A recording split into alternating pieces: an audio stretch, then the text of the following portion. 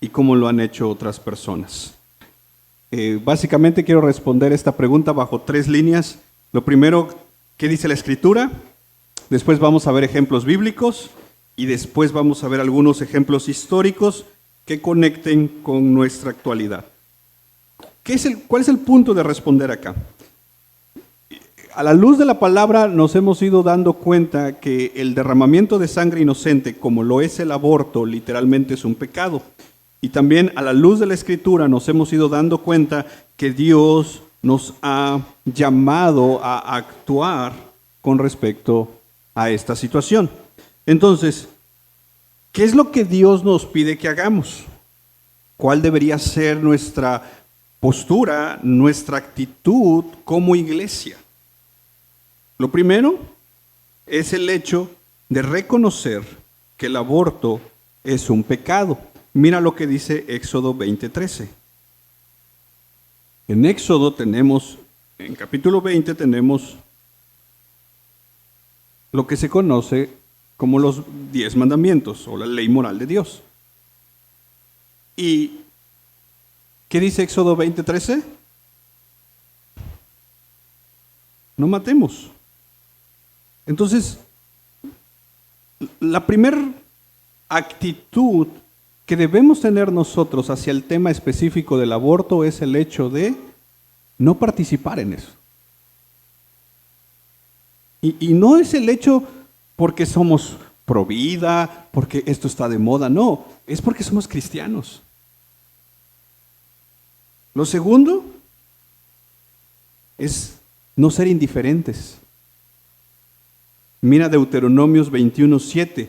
De hecho, este texto ya lo habíamos analizado más ampliamente en las semanas anteriores, pero en esencia este texto dice de cuando pase una situación donde encuentren a una persona muerta y nadie sabe lo que pasó, el proceso era el hecho de sacrificar un animal de tal manera que todos delante de Dios dijeran, no sabemos lo que pasó, nuestras manos no han derramado esta sangre, ni nuestros ojos han visto nada. Lo que Dios está aquí diciéndole a su pueblo es, no seas indiferente ante esto que está pasando frente a ti. Entonces la actitud del creyente debe ser el hecho de no somos personas que estamos a favor del aborto porque el aborto es un pecado, porque el aborto es un asesinato. Número 2, no podemos comportarnos de manera indiferente. No puede ser una actitud del creyente que solo voltea su rostro hacia otro lado. Número 3, Dios nos demanda que actuemos. Mira Proverbios 24, 11 y 12. Libra a quiénes. Y retén a quiénes. Verso 12.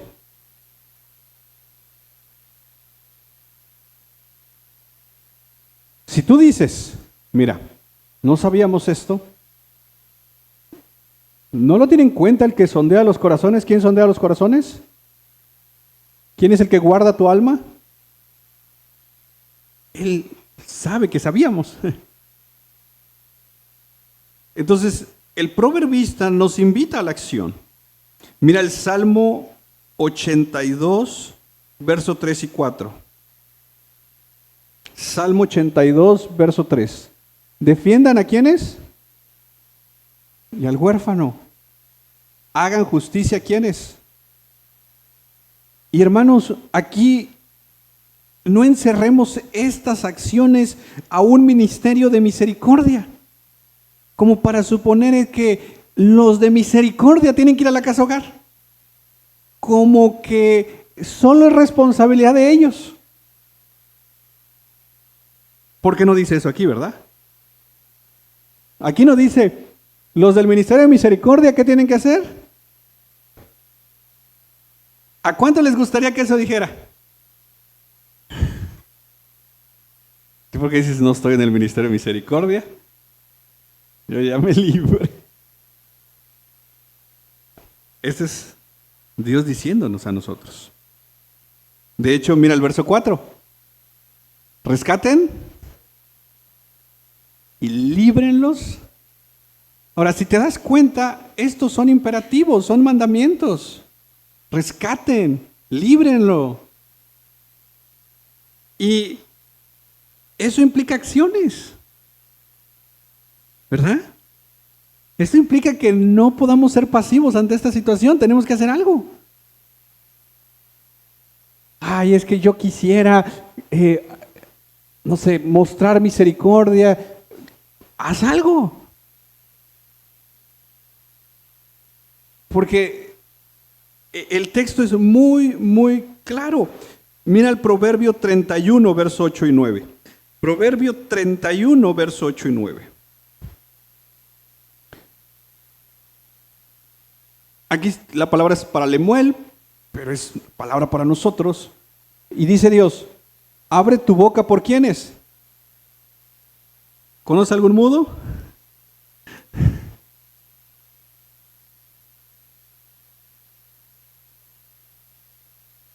Por los derechos de todos los. Verso 9. Abre tu boca, juzga con justicia y defiende. ¿Qué cosa? Nuevamente, ¿ves los imperativos?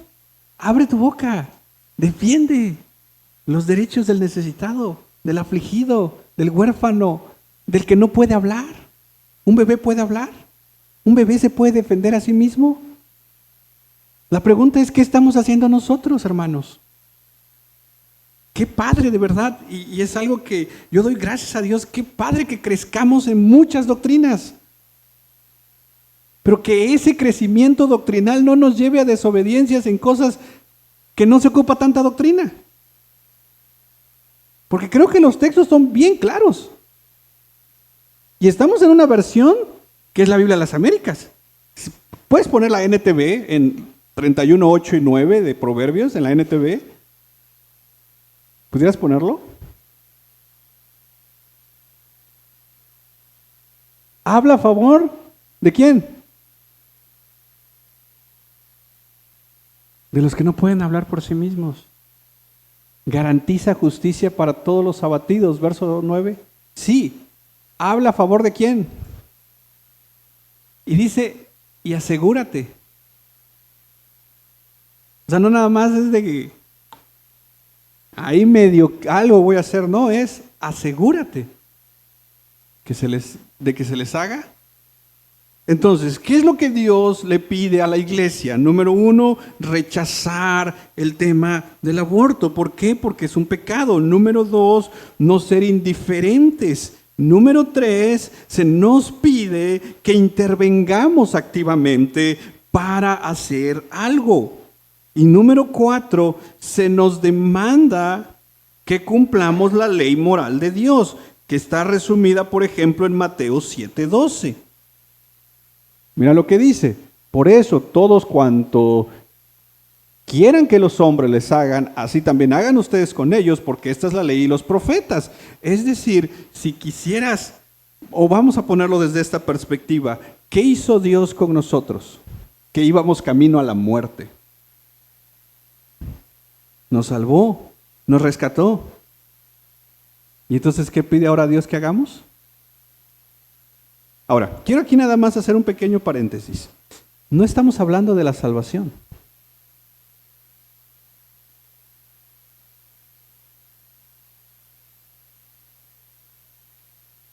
De hecho, el viernes que fue la charla, me encantó algo que dijo el hermano Anderson. Podemos ser una iglesia que defiende la vida y que puede rescatar bebés, pero eso no nos asegura que esos bebés se salven. Porque nuestro trabajo no es ese. Nosotros no somos salvadores. El único que salva es Cristo. Pero mira cuán fácil el hipercalvinismo se puede meter acá. Y en lugar de motivarnos a defender la vida, nos motiva a volvernos desobedientes. ¿En qué sentido? Pues es que no sé si es salvo o no. Es que ese no es el punto.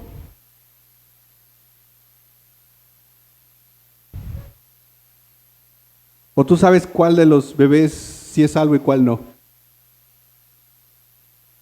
Nuestro llamado es hacer algo para rescatarlos de las manos de los impíos. ¿Qué va a hacer Dios después?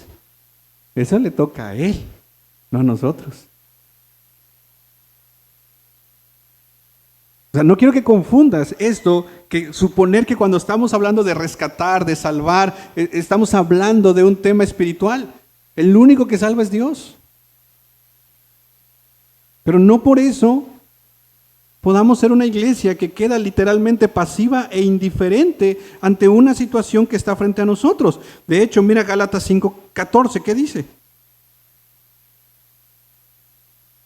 Porque toda la ley en una palabra se cumple en el precepto. ¿Qué cosa? ¿Cómo se resume la ley? ¿Y te acuerdas qué le preguntaron a Jesús los intérpretes de la ley?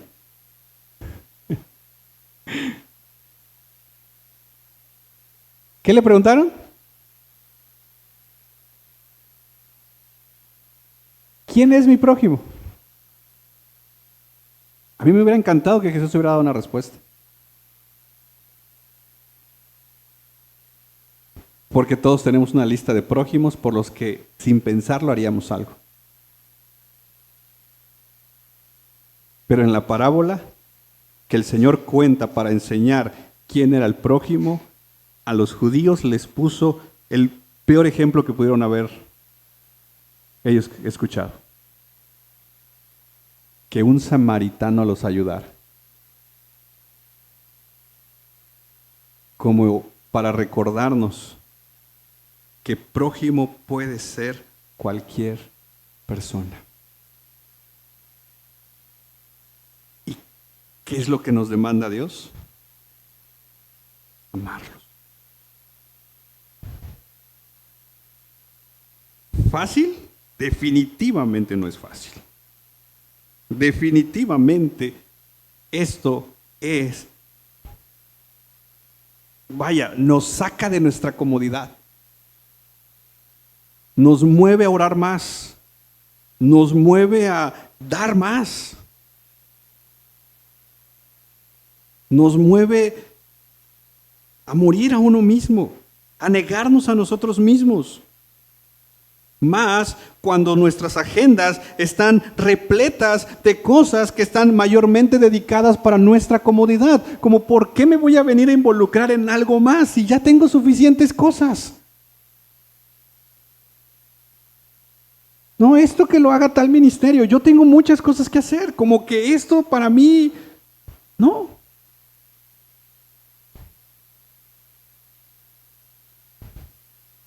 Pero nuevamente aquí no es un ministerio que te lo está pidiendo. Aquí creo que es Dios el que está hablando literalmente, recordándonos nuestro llamado. Y nuestro llamado como cristianos es amar al prójimo. Veamos algunos ejemplos bíblicos. Empecemos con algunos ejemplos bíblicos. Génesis 37, verso 21 y 22. Génesis 37, verso 21 y 22. Pero Rubén oyó esto, ¿y qué hizo? Lo libró de sus manos y dijo, no le quitemos la vida. Verso 22. Rubén les dijo además, no derramen sangre, échenlo en este pozo del desierto, pero no le pongan la mano encima. Esto dijo para poder librarlo de las manos de ellos y devolverlo a su padre.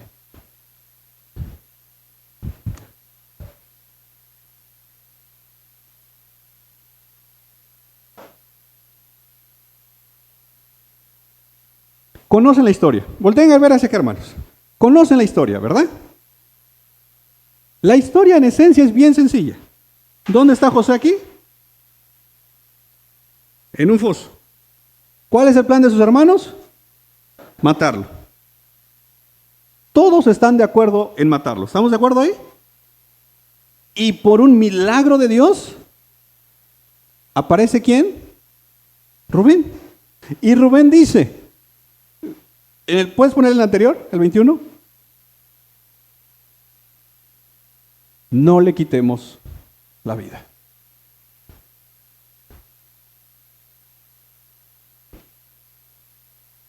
Por eso decía hace un rato, es complicado esto.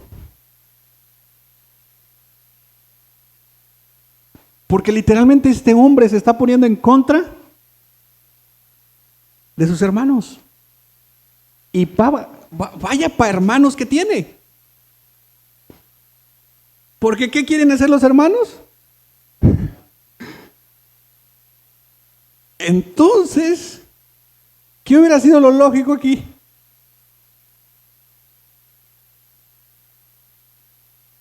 Pues ya vamos a matar a uno. ¿Tú estás con él?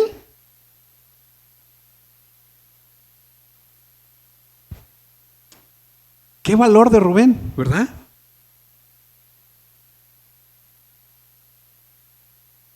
¿Y de dónde viene ese valor? De Dios. Pararte hoy en la brecha y decir, estoy en contra del aborto porque creo que es asesinato y es un pecado y es una ofensa al carácter santo de Dios, se necesita valor.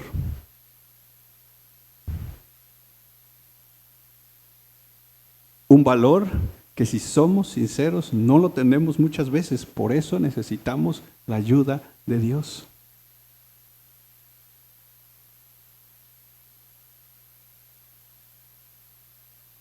Mira, Éxodo 1:17. De repente hay historias en la Biblia tan impresionantes resumidas en un solo versículo. Y esta es una de ellas. Este es uno de los versículos que en lo personal, cuando lo leí hace muchos años por primera vez, dije, wow, esto es increíble. Nuevamente, conoces la historia. ¿Qué dijo Faraón? Maten a todos los varones, ¿verdad? Pero las parteras, ¿a quién temían? Y no hicieron como el rey de Egipto les había mandado, sino que dejaron con vida. ¿Qué decisión? A costa de sus propias vidas. Si Faraón se entera, o sea, Faraón así mandaba a matar gente, al grado que están matando a los niños. O sea, a Faraón no le costaba matar gente,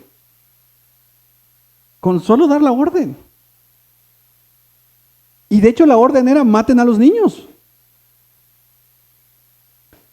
Pero Dios usó a personas que para nosotros son anónimos, desconocidos. Es más, yo creo que a veces estos versículos los brincamos tan rápido que dejamos de ver detalles como esto de mujeres valientes que dijeron no. Y la razón de por qué yo no le voy a hacer caso a Faraón es por una sola razón.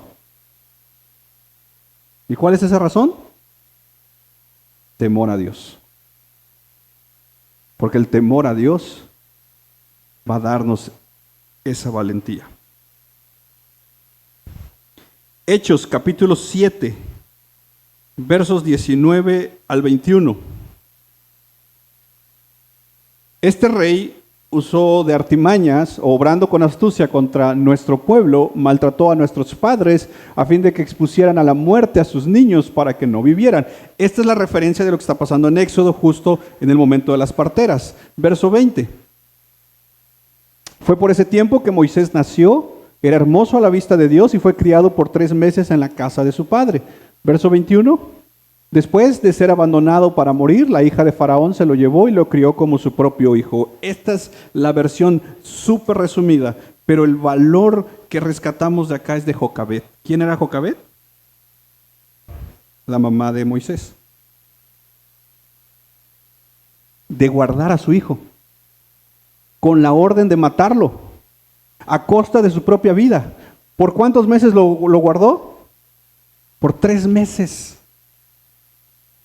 Esta es una decisión que requiere valor. Así como las parteras, así la mamá de Moisés literalmente ocultó a Moisés por 3 meses. Mi pregunta es, ¿cómo ocultas a un bebé por sus primeros 3 meses de vida? ¿Alguno de tus vecinos ha tenido bebés? ¿Y cómo lo sabes? 3 de la mañana. Y tú orando por ellos, ¿no? Pero para que ya se cae. ¿Cómo ocultas a un bebé por 3 meses? Pero era su hijo.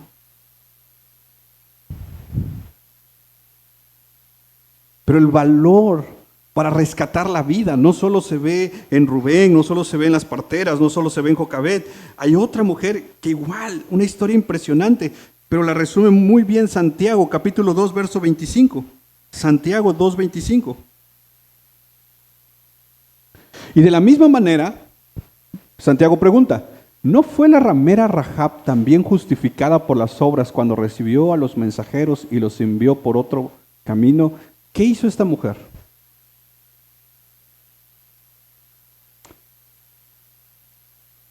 Escondió a 2 espías. ¿Te acuerdas? Está en Jueces. A pesar de que ella sabía lo que venía y que eso le podía costar su vida. ¿Cómo es posible que estas mujeres tomen este tipo de decisiones, hermanos? Porque es una gran obra de valentía. Mira primera de Samuel 14, 45.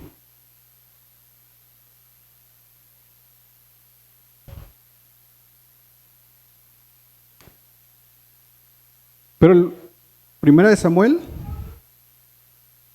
sí, 14, 45, gracias.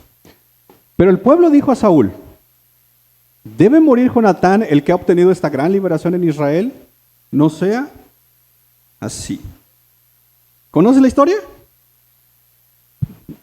El pueblo había ganado, pero había creo que un tema de miel. Hacen una declaración de que el que coma la miel, y Saúl, el que coma la miel va a morir. ¿Y quién come? Su hijo. Y entonces, aquí un grupo de soldados que estaban ahí, le hablaron al rey para interceder por Jonatán. Nuevamente, acuérdate un poquito el contexto. Lo que el rey decía, eso se hacía. No podías dialogar con el rey. No podías entrar en un tema de discusión de decirle, rey, estás equivocado, porque te podía mandar a matar. Pero mira el valor de esta gente para decirle al rey, rey, ¿debe morir Jonatán? Si por él es que hemos ganado. Este pueblo, este grupo de personas, literalmente se metieron a defender a un hombre que estaba condenado por su propio padre.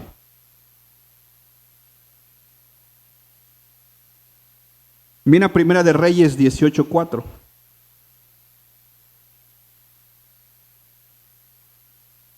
Este es Abdías. Pues cuando Jezabel destruyó a los profetas del Señor, Abdías tomó ¿a cuántos? ¿Y qué hizo? ¿Y qué más? ¿Qué valor de Abdías en un momento donde el rey Acab y Jezabel estaban literalmente persiguiendo a todos los profetas de Dios? De hecho, esto aparece en la historia de Elías. Hay un momento donde Elías le dice al Señor, ¿te acuerdas? Señor, solo yo he quedado, Señor. ¿Y qué le dice el Señor? No. He cuidado, he guardado a mis profetas. ¿Pero a través de quién? ¿De manera sobrenatural? ¿A través de quién? De Abdías. ¿Qué valor nuevamente de este hombre? porque Jezabel lo lograba ver. Lo mataban. ¿Esconder 100 gentes? ¿Dónde? ¿Sabes? No queremos dar hospitalidad a uno.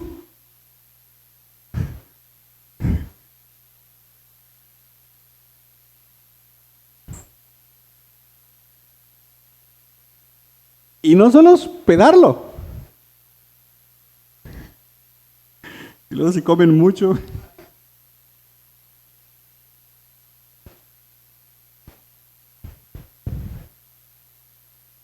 Hace mucho tiempo, me acuerdo que me pidieron compartir sobre el elemento de la hospitalidad, sobre Hebreos 13:2. Precisamente un grupo de pastores, y bueno, se habló y todo. Y Hebreos 13:2 dice que si tú eres hospitalario, dice que sin saberlo te pueden visitar ángeles. ¿Ah? Ahí el elemento es la hospitalidad. Y entonces, pues todo, Señor, ayúdanos a ser hospitalarios. No. Después se toma lugar un líder y dice: hermanos, se aproxima el evento tal que tenemos el próximo mes. Necesito 20 hogares que le den lugar a 20 pastores que vienen y ustedes puedan hospedarlos. Los anoto para que de una vez sepamos a qué pastor se va a ir a qué casa. ¿Quién empieza? Y nadie. Acababan de orar: Señor, ayúdanos a ser hospitalarios. Pero en la práctica. Y entonces el encargado dijo: ¿saben qué? Chéquenlo y la otra semana me aviso. Porque en esencia es si puedo, ¿verdad? Pero Abdías tomó una acción para rescatar. Esther 4:14, también conoces la historia. Porque si permaneces callada en este tiempo, alivio y liberación vendrán de otro lugar para los judíos, pero tú y la casa de tu padre perecerán. Esta es palabras de Mardoqueo que le está diciendo a Esther: Esther, Dios tal vez te puso en esa posición para que hables a favor del pueblo de Dios. Si tú te callas, ni te preocupes, Dios de una o de otra forma nos va a rescatar. Pero a ti, puede ser que perezcas tú y tu casa.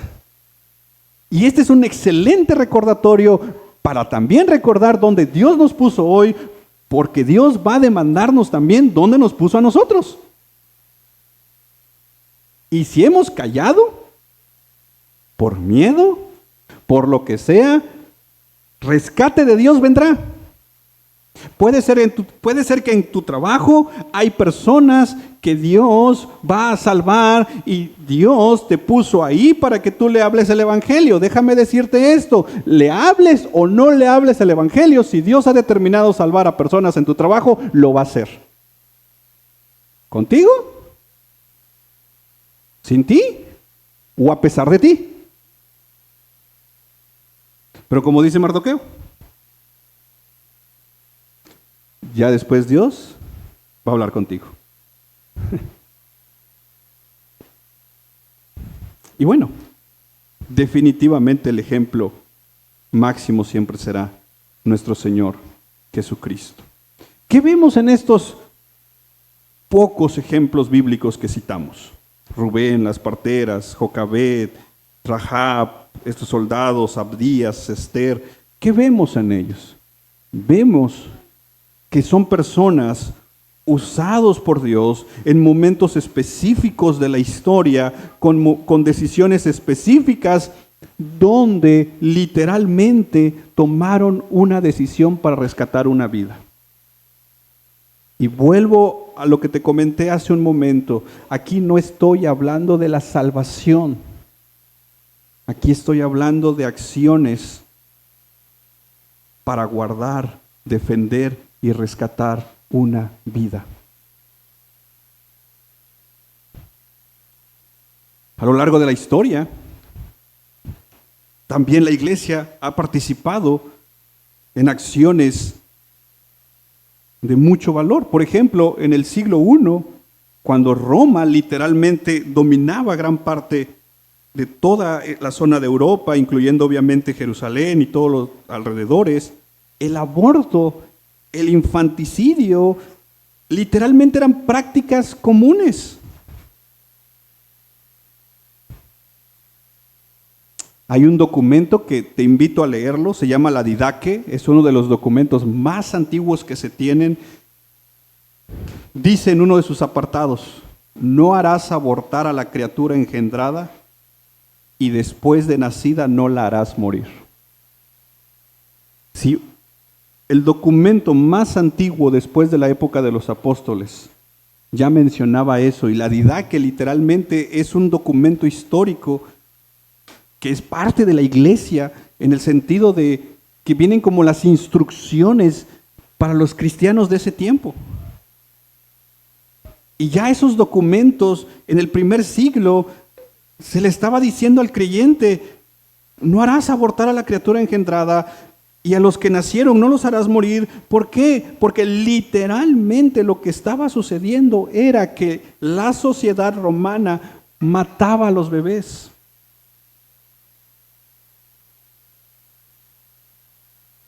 De hecho, se dice que la iglesia ha adoptado más bebés en los primeros siglos que en otras épocas de la historia. Si avanzamos al siglo III, aparece Agustín de Hipona, y en uno de sus escritos él menciona lo que estaba pasando, y él dice, con respecto a los hombres de la sociedad, decía: los hombres incitan a las mujeres a tomar brebajes venenosos para quedar estériles o para matar al niño no nacido. Agustín de Hipona, uno de los grandes teólogos de la iglesia, escribe sobre este tema viendo lo que sucedía en ese momento. Si avanzamos al siglo V, tenemos a Justiniano, y que él escribe: quien halle al niño debe ver que sea tratado con cuidado, que sea tratado con compasión, y una compasión cristiana. Después, si tú lo encontraste, debes adoptarlo, así como nosotros mismos hemos sido adoptados en el reino de la gracia. Justiniano está diciendo: si vas por la calle y encuentras un niño abandonado, tu trabajo es recogerlo, tu trabajo es cuidarlo y tu trabajo es adoptarlo. ¿Por qué? Porque la gente salía literalmente a tirar niños. Y eso no ha cambiado en mucho hoy en día. Recién leí una noticia en Puebla, creo que encontraron un bebé en la basura.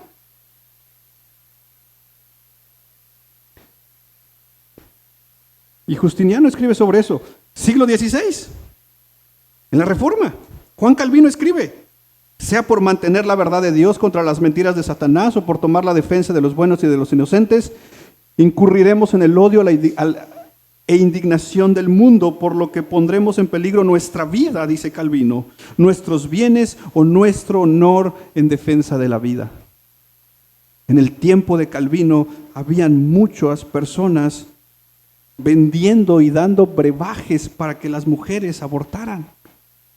Esto no es nuevo, hermanos. Si llegamos al siglo XIX, William Carey, uno de los grandes misioneros, literalmente llegó a un lugar en la India donde ahogaban a los bebés en el río para que fueran devorados por caimanes, porque ellos creían que eran una ofrenda a los dioses. ¿Sabes qué cambió esa práctica? El Evangelio.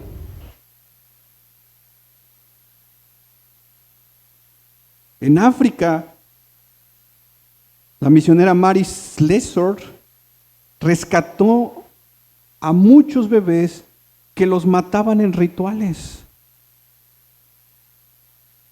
No hace mucho vi un documental donde hay una zona donde literalmente ponen un bebé y ponen a una hiena. Y si el bebé sobrevive ese momento con la hiena, literalmente es como escogido de sus dioses.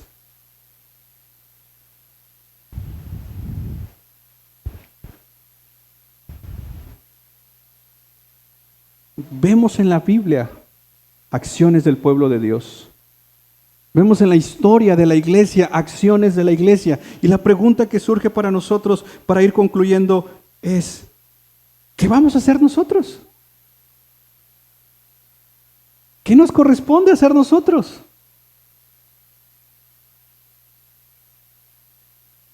¿Qué podemos hacer, hermanos? Hemos cantado por muchas ocasiones, haznos siervos para su gloria, y a veces digo yo, le deberíamos de agregar, haznos siervos para su gloria siempre y cuando me convenga, pueda.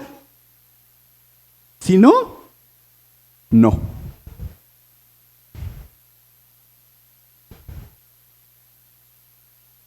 Y hermanos, yo no me presento acá como un experto en este tema, porque definitivamente tal vez si se presenta una situación, yo no sabría qué decir, pero yo creo que la palabra de Dios sí tiene algo que decir. Lo hemos comentado en otras ocasiones, no necesitas pasar por estas experiencias para saber qué decir. No podemos pararnos y decir, yo nunca he participado en un aborto, no conozco a nadie que se haya hecho un aborto, entonces yo no tengo nada que decir. Eso es una indiferencia que termina siendo desobediencia. Tú tienes algo que decir, ¿sabes por qué? Porque tú eres portador de un mensaje de esperanza, que es el Evangelio.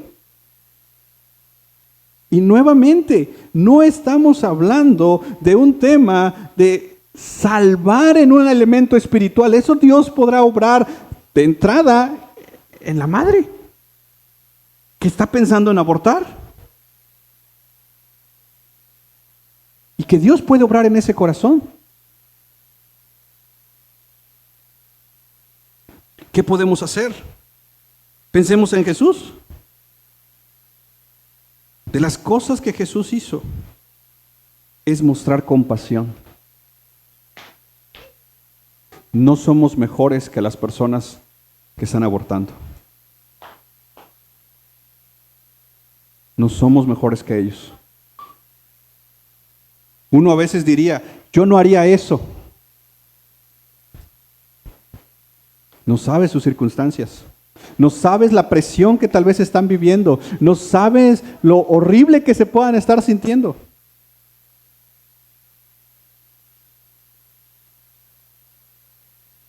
Jesús siempre mostró compasión. Claro, Él sabía que eran pecadores, sabía que somos pecadores, pero Él mostró compasión. La compasión no está peleada con la verdad. Claro, definitivamente tú y yo sabemos que eso es pecado. Pero la verdad puede decirse con compasión. Otras cosas que hacía Jesús era escuchar.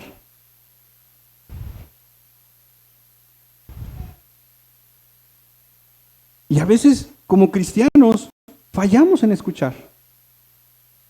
Recuerdo que un misionero me dijo, gánate el derecho de que te escuchen. ¿Cómo? Escuchando.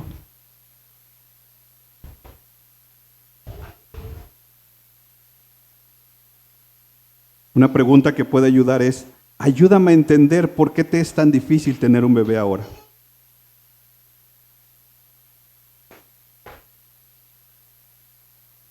¿Por qué estás pensando hacer esto? ¿Crees que hay opciones?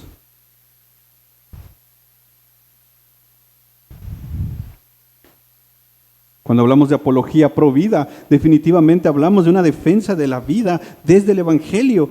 Y cuando el Evangelio esté, definitivamente tenemos que entrar en el tema, aunque no querramos, desde la compasión, desde escuchar a las personas, con el tema del pecado.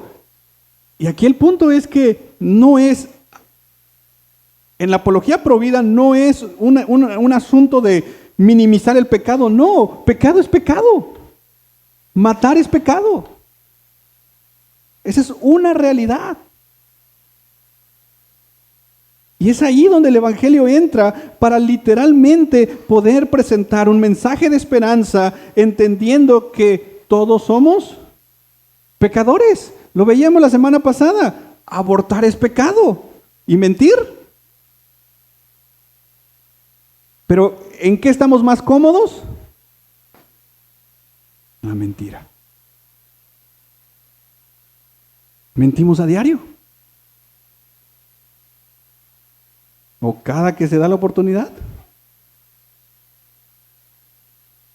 Y de igual manera es pecado. Por lo tanto, y cuando hablábamos de evangelismo, hablábamos de la primera palabra, ¿te acuerdas? La P de perdón. La P era puente. Mi puente con las personas, con la familia, con el matrimonio, con el noviazgo que va a abortar. Mi puente tal vez no es el hecho del aborto en sí. Porque yo puedo cortar el puente y decir, mira, la verdad es que yo nunca he pasado con eso. No tengo nada que decirte. No, sí tengo algo que decirle. ¿Por qué? ¿Cuál es el puente que me conecta con esa persona? Soy pecador. Solo que he pecado de otras maneras. Pero el hecho que yo haya pecado de otras maneras no me hace superior a esa persona. ¿Esa persona necesita salvación? ¿Yo? También. Pero si ya estamos en Cristo, ahora tenemos un mensaje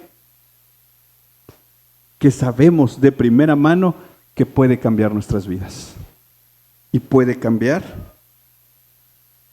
todas las ideas que una persona que está pensando en hacerlo, Dios puede obrar en ese corazón.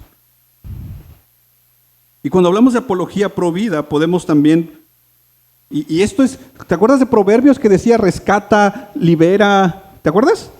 Que decíamos que son mandamientos. ¿Sabes qué sí podemos hacer? Prepararnos. Uno, con la palabra.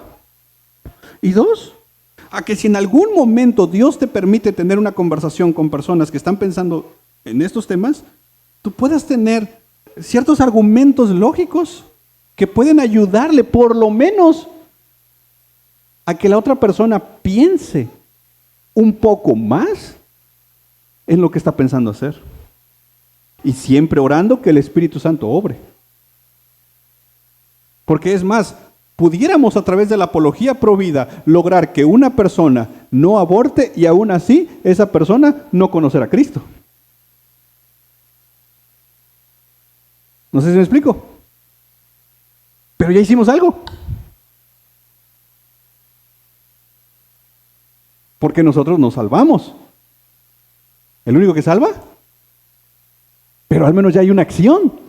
Y después de esa acción, seguir orando y seguir en comunicación, que tal vez Dios en su soberanía pueda salvar. Por ejemplo, así de manera muy rápida, muy breve, 4 argumentos que presentan las personas que están a favor del aborto. Número 1, dicen, por ejemplo, es que la criatura no nacida es aún muy pequeña y entonces no hay problema. ¿Ok? ¿Cómo poder responder a esto? Número 1, es verdad. ¿Verdad? La criatura no nacida es muy pequeña. Los embriones son pequeños.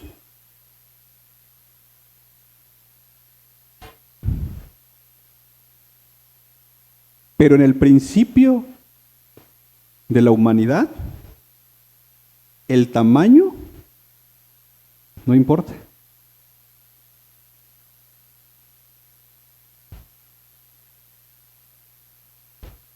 Recuerdo cuando supimos con mi esposa que estábamos embarazados y en sus primeros ultrasonidos decían, es del tamaño de un frijolito. El tamaño no importa. Ya era un ser humano. Entonces, si alguien quiere argumentar diciendo, es que el no nacido es muy pequeño, entonces no importa. Por eso alegan después de las primeras, o hasta la, no sé, cuarta semana o X cantidad de semanas, y poco a poco lo han ido alargando, para decir el aborto puede hacerse en esta cantidad de semanas. suponiendo que ahí por el tamaño no hay problema. Bueno, la respuesta es muy práctica. No importa el tamaño. Porque si a esas fuéramos, las personas más bajitas dirían que son menos humanos. No tiene lógica, ¿verdad? Entonces, ¿por qué si se lo aplicamos a alguien que todavía está en el vientre de la mamá? ¿Verdad?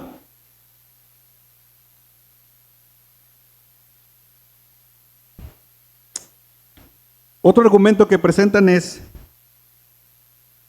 la criatura no nacida está todavía en el útero. Por lo tanto, puede ser abortada. ¿Cuál es la respuesta ahí? Nuevamente, es bien práctica. No importa dónde esté. Yo no soy menos humano en un lugar que en otro. No podemos decir que un ser humano es más humano fuera del útero que dentro del útero. Matar a un ser humano fuera del útero y dentro del útero es lo mismo. Para que quieran decir, no, pero es que podemos hacer esto, o el aborto se puede hacer porque esto y aquello y lo otro. No, es un ser humano. Otro argumento. La criatura no nacida no tiene autoconciencia. Por lo tanto, asesinarlas no generaría ningún problema. Y bueno, este argumento tiene algunos elementos como poder decir que los bebés están cognitivamente menos desarrollados que, por ejemplo, los adolescentes. Pero aquí está nuevamente el problema. Bajo ese principio de decir es que el no nacido no tiene autoconciencia o ciertos elementos cognitivos no están totalmente desarrollados, bueno, imaginemos una persona que está anestesiada. ¿Cómo están sus elementos cognitivos? Dormidos, por así decirlo. ¿Es menos humano en el momento que está anestesiado? No.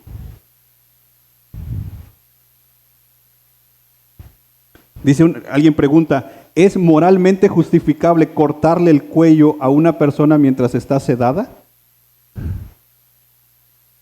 No, es más. Creo que, por decirlo así, sonaría hasta más escandaloso, ¿no? Pues entonces lo mismo pasa con un bebé en el vientre de su mamá. Suponer que porque no tiene el desarrollo de todas sus capacidades cognitivas, no hay ningún problema, es un error. Y un último argumento que presentan. Ellos dicen, la criatura no nacida es dependiente. Y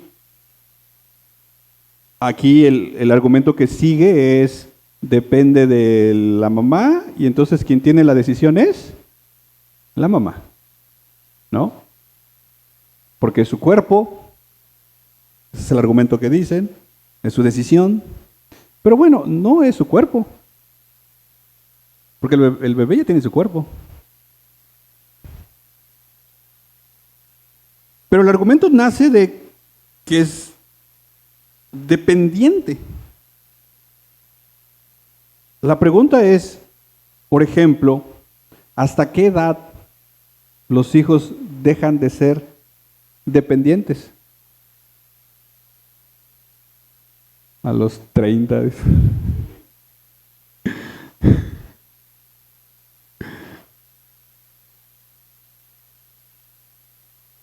O piensa en estas personas enfermas que dependen de la asistencia de otras personas. ¿También los matamos?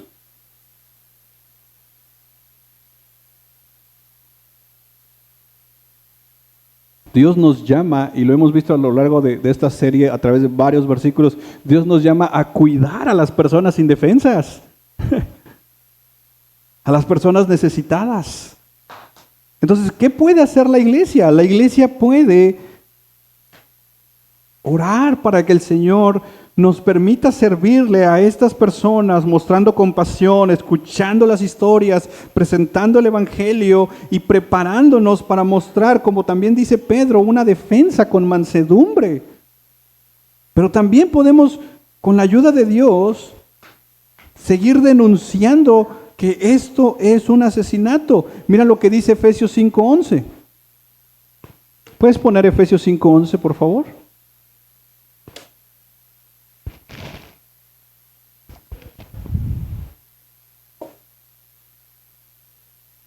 Y no participen en las obras estériles de las tinieblas, sino más bien desenmascárenlas. ¿Puedes ponerlo en la NTV para terminar? No participen en las obras inútiles de la maldad y la oscuridad. Al contrario, el aborto es un asesinato. Esa no es una postura de moda que tengamos que tomar porque somos de cierto movimiento o de cierto partido político. Esto no es un tema de derecha. No, hermanos. Esto es un tema bíblico. Esto habla de nuestras posturas ante una realidad que está frente a nosotros. Sí. ¿Puede meternos en problemas seguir parados en esta brecha? Claro, más hoy en día. Pero que Dios nos ayude, porque ya vimos a lo largo de la Escritura varios ejemplos de hombres y mujeres valientes. Lo hemos visto a lo largo de la historia y lo seguimos viendo hoy.